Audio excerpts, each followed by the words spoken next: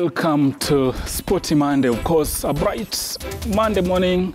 And of course, I have gentlemen and ladies in studio. We are equally bright and we have lots of stuff lined up for you. Of course, the Mashemeji derby that ended in shared spoils, missed chances, beautiful game. They're going to tell us all in a short while. And of course, across the borders, Steve Shitera's Chelsea and the Gunners are going head-to-head in as far as Caicedo signing is concerned. We're going to keep tabs throughout the night. Of course, the transfer window shuts on January 31st. We'll be getting those details. But first things first, I have a lady and gentleman who gonna break it down in a way you'll like it.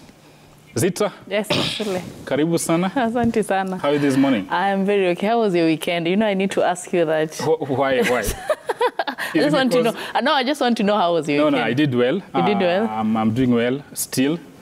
Probably you need to tell us or tell me which color is that you're wearing. This is orange, if I'm not wrong.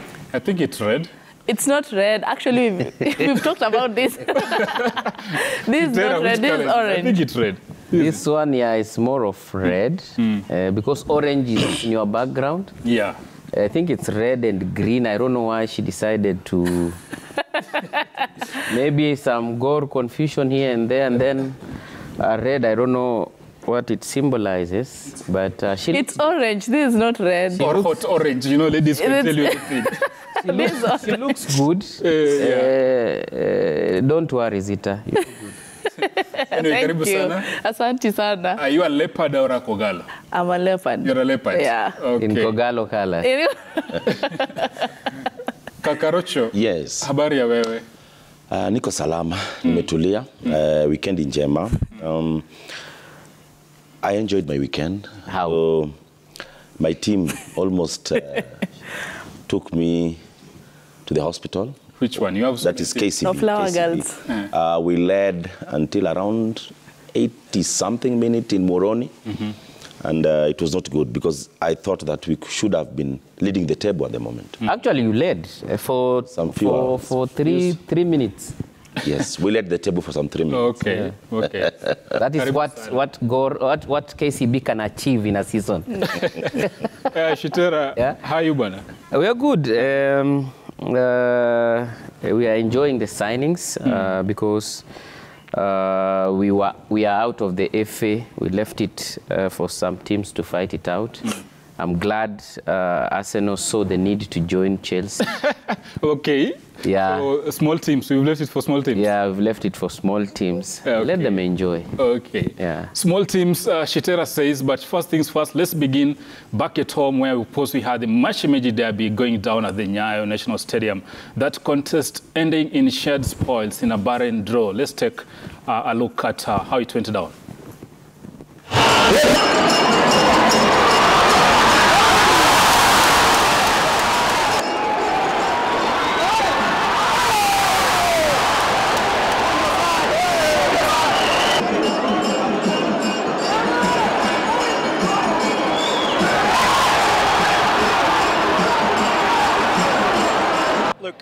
Naturally, we come into every game looking to win, but it's another point to our collection. Again, a clean sheet for the best defensive record in the league. And look, the form maintains.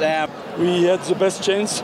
They didn't get any opportunities except maybe some situation on setup pieces. So we tried to play football, I repeat. We had opportunities, but you know, when it's like that, when you are not able to win, you have to be able not to lose.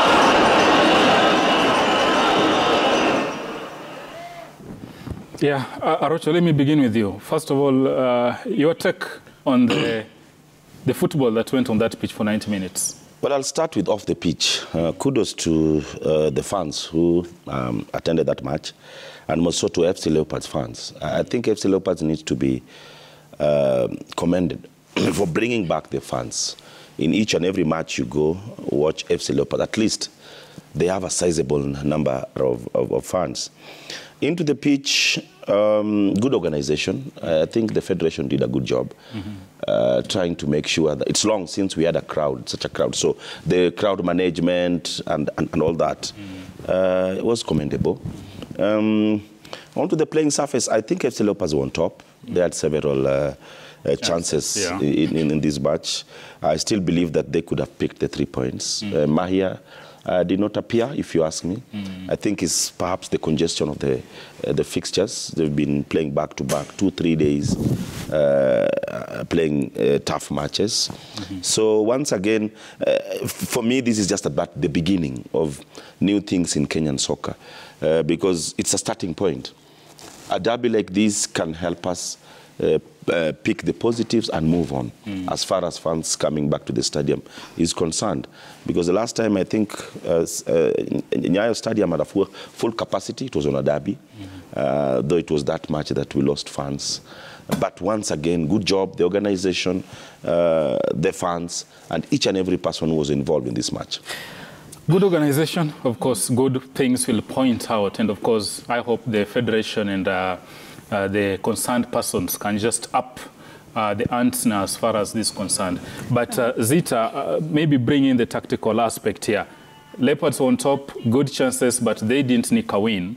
That stretches it. I think this is the 10th time they are meeting, but Leopards not getting 3 points against Kogalo. 7th, I think it's 7 years now, whereby Leopard has not gotten anything from Kogalo side. I think for me, Kogalo came to defend their unbeaten defeat because, and just looking at the FC squad, whereby Kessie, the player who wears number 12, he's actually this is his first derby to play, as in Gor Mahia against the FC Leopards, and he did very well actually at the central back. And something else that I wanted to say is that Gor Mahia have Omala is the top scorer of the Kenya Premier League now, and he didn't get any ball to threaten FC Leopards, and that's why we. As you see, and there are the clips whereby Oracha said FC has they had an upper chance of winning this game, but we check at the changes whereby FC has in the midfield they have injuries whereby Mr. Saad has an injury, Victor Mone played with an injury, and other players whereby in the front line other players have injuries, and I think they should just go out. Now they can't sign, but they should just after, if the ban is lifted, they have to look for someone who is hungry for goals, like in the FC Leopard squad. And for me, the fans, kudos to them. And trust you me, those are not all the fans that were supposed to be inside. Others were outside because of the gate entrance. The line was very long. Others, they came in very late. And others were still outside, want to come in. So I think the management should do something on how they handle the pass, like how people can pass and come and watch football. If you put the two gates and people are coming, 100 of fans, so it can't be enough for everyone. So for me, FC, this was actually everyone knew they're going to win, and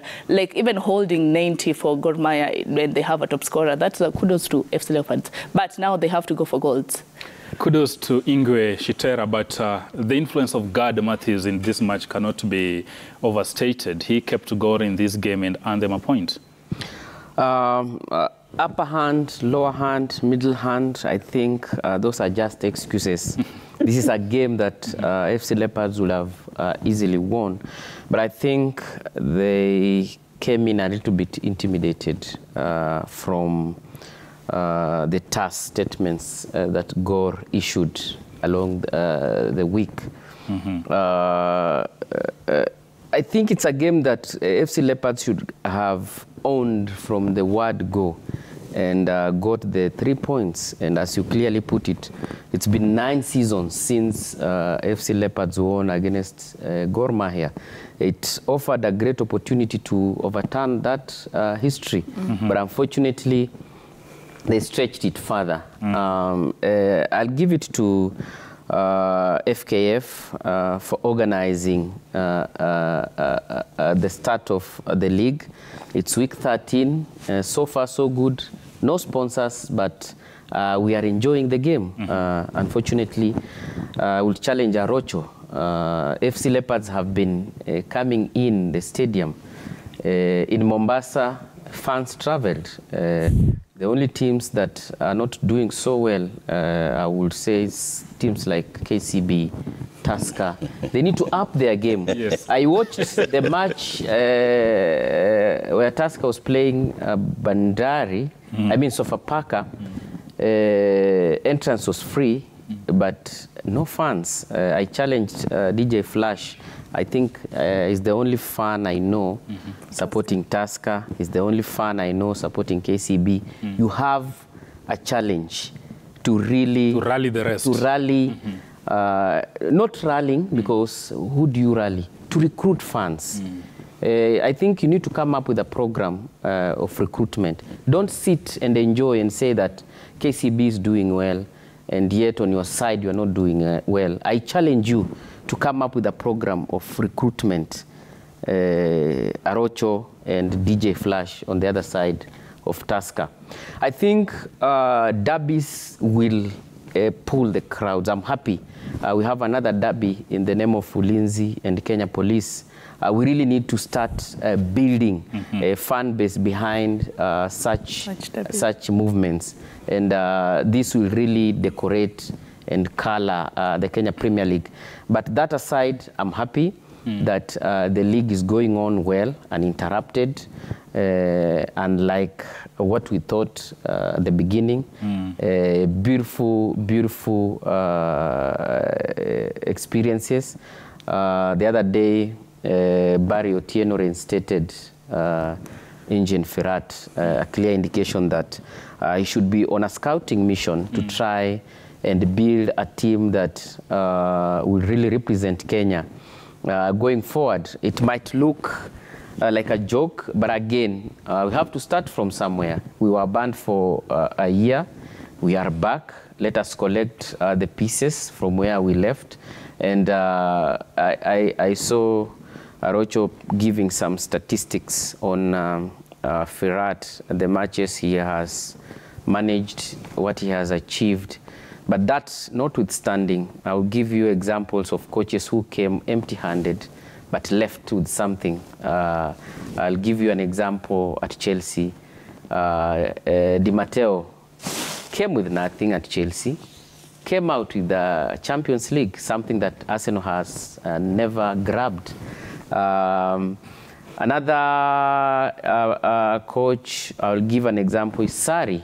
He came from Syria, had managed several matches, had won nothing, but he came out with a Europa title at Chelsea. So such statistics might give the picture of how a coach will look like, but let us give him support. That will be my plea. Yeah. I want. Arocho, I know you need to respond. Yes. But first things first. I need to respond. Jaro Soja is tuned in and he's saying that was the most boring derby he's ever watched.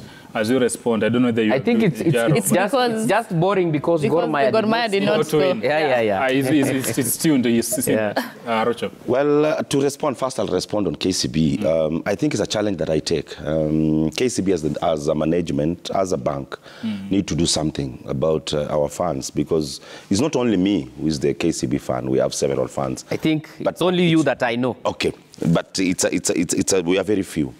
Coming back to Ferrat, I think we are just gambling. Though Ferrat has some good record, look at his CV, you'll realize that Ferrat, in 2009 and 2011, these are two occasions that he was the best voted coach, a Turkish coach in foreign land, when he was in Iran. But look at his CV, you know, as much as he's talking about the coaches talking about at Chelsea and what have you, these are coaches who come in a team that has some background. Currently, we've not played for 1 year or so. When you bring in a coach who, out of 11 matches, he's only picked 2 draws and lost 9 matches, there's something wrong with the way you make your decisions. Another thing is that I don't mind us having Ferrat as a coach, but how do we come to the conclusion of picking Ferrat as a coach? Who made this decision? You know, a national team coach is coaching the pride of Kenya. I was in Qatar when I met some guy and I introduced myself as a Kenyan. The next thing he told me that you people lost 5-0. You know, they don't want to know if your coach was Ferrat or your coach was Fabish. And I had another argument that the 11 matches that Ferrat played as a Moldova coach, he played against big sides. Guys, as pundits, as guys who do football statistics, when I talk about Alan being the top scorer, I'll not mention that he played against decimal sides like Reading and all that. What I'll give you is the number of matches he's played vis-a-vis the goals he scored. But all said and done, I'll give him time. Though I know we are planning to fail. So in your view, Araujo, let me cut you short. Whom do you think should have been the best bet for this? First of all, we need to look at internally. We have coaches who we can give an opportunity to showcase their talent. Give us maybe. Nicholas Muyoti. Muyoti was at Homeboys. He did a commendable job. How do you reward a coach when he's done a good job? By bringing a foreign coach. The federation prides itself in training coaches. Each time they'll tell you, we've trained 2,000 coaches, or we've given Class B certificate, CAF certificate to our coaches. But how do you reward them? You cannot be training and you're not giving coaches opportunity to express themselves. We have Bernard Molala, a very good coach. We have Francis Baraza, a very good coach. In the next, have they won? Wait, Baraza's won the Premier League with Sonny Sugar. Guys, Muyoti almost won the league the other day when he was at Homeboys. But all said and done, guys, we must look inside before we look outside. In the next 12 months, we're not going to be having a major assignment with the national team, other than friendlies. This was the time that we could build confidence of our of our local coaches. Because after that, we'll go for our qualifiers. And when you look at Firat's history, Firat has an history of not playing or not being in one particular team for 2 years or one full year. So basically what I'm saying, we are planning to fail.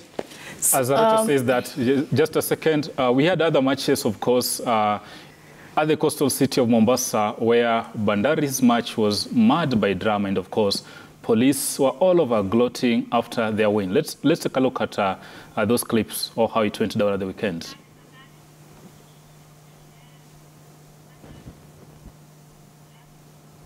Udur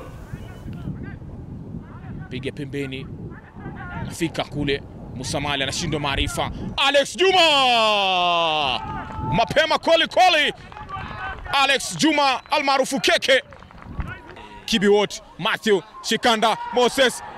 Matthew Kibiwot wanakosa namna gani? Moja. Musamali. Kevin Musamali! Everyone was saying it wasn't a penalty. Even the video, there's a video that I sent you guys that the player just didn't even, he was not even tackled or anything. He just fell down. And the referee said that is a penalty. The same thing, even the Gor Mahia and AFC Leopards, they were even complaining about how was the referee prepared for this derby.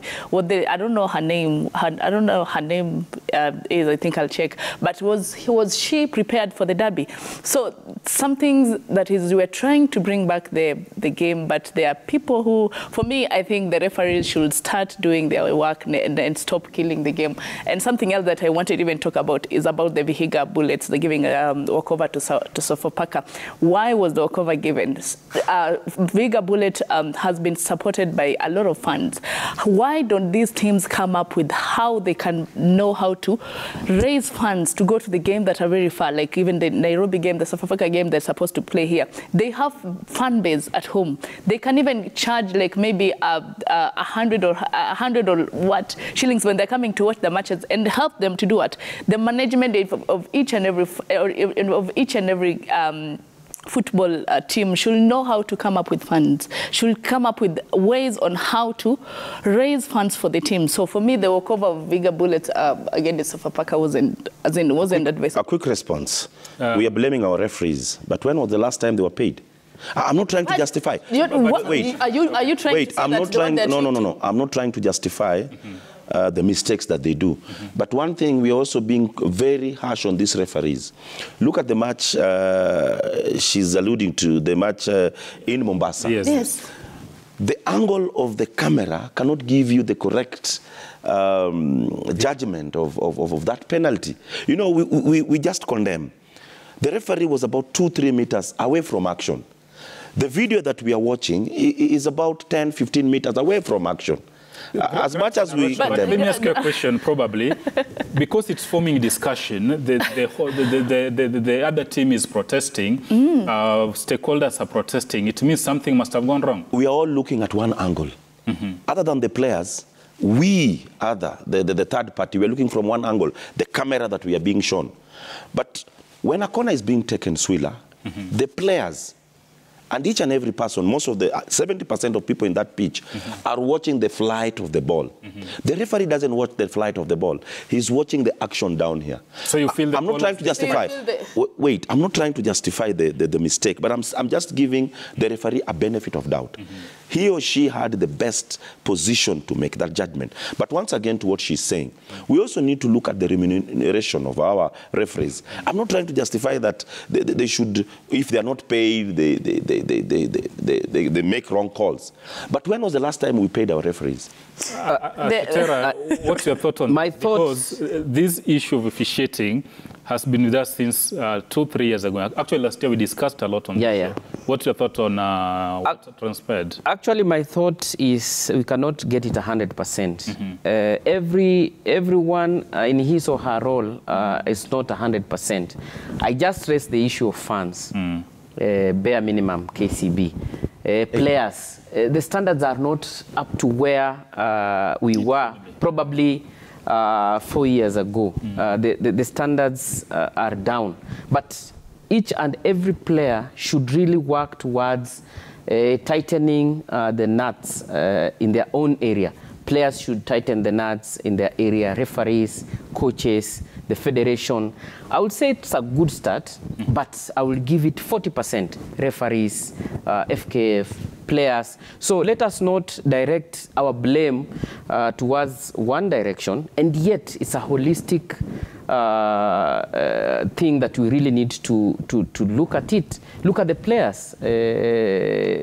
Are they giving their best? Look at the coaches. Are they giving their best? Look at the federation. Is it giving its best? So we really need to approach this issue with a multi-sectoral approach to nick it. Otherwise, we'll keep on blaming the referees. I do not say that 2 wrongs will make a right, but let us not focus on one direction. We really need to improve the game. And we will improve the game if we approach it on each and every angle. But again, I will not say that it was a penalty or not. There are so many calls that have been made that are wanting. We watched a Premier League match with Arocho where Tusker, FC Leopards was given a controversial penalty towards the end of last season. So this is not the first call. But again, when is the last time the federation had a meeting with the referees? But when is the last time? As you come in, in the EPL or the top 5 leagues in Europe, we usually have the benefit of VAR in reviewing on that. We don't have that in this part of the world. So even if you call the referee post-mortem and reviewing, what will you review? The federation invested probably in this kind of technology, or just do they have their camera at the stadium? Actually, I was having a discussion with you that really, what is the federation doing to have a broadcast sponsor into the league? You see, that is a line that the federation will have had a fallback, that we have a broadcaster who has all the angles, as he says. But in that match, I will tell you, probably we had a single camera probably for a single station, let's say like Citizen or any other station that was covering. It is the highest time that a league that is into its 13th fixture should have really invested in looking at how to get a broadcast sponsor. We were discussing with you the other day that sometimes it's give and take. Yeah, we are on match 13. We don't have a broadcaster. We don't have a partner who can give you a review of what happened. And in that match, I would say it's gone. There is nothing FKF will do. The only angle that will be seen, as Arocho says, it is the only angle that was taken by a phone. I think it was a phone.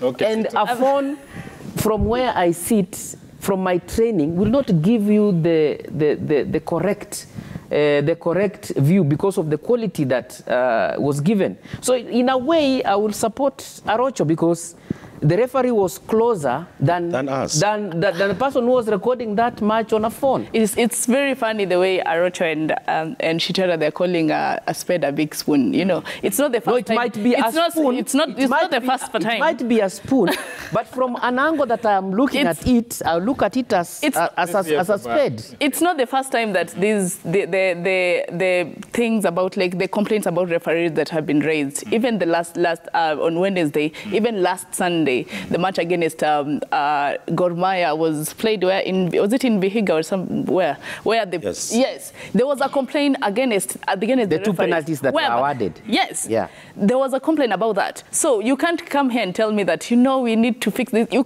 I am a fan. I want to go and watch football where in the stadiums. If I see 1 or 2 mistakes whereby the FKF or even the people who are they're giving laws, actually the football laws, they're not saying anything about each and every mistake they're making, I will sit home. Like, I can't pay and go and see what these things are being told. You know, there's something that is supposed to be done is that come up with, if the team is complaining about this match has been done, ABCDFGH, what is then the way forward? Last week when Viga Bullet were complaining about Gor Mahia, by now we will have known the verdict that are supposed to be given. But now again, the Bandari story, nothing is going to happen. That is what I'm saying. Mm-hmm. There is little that FKF can do. Yes. What evidence will they base their argument? Invest in There's an SMS here.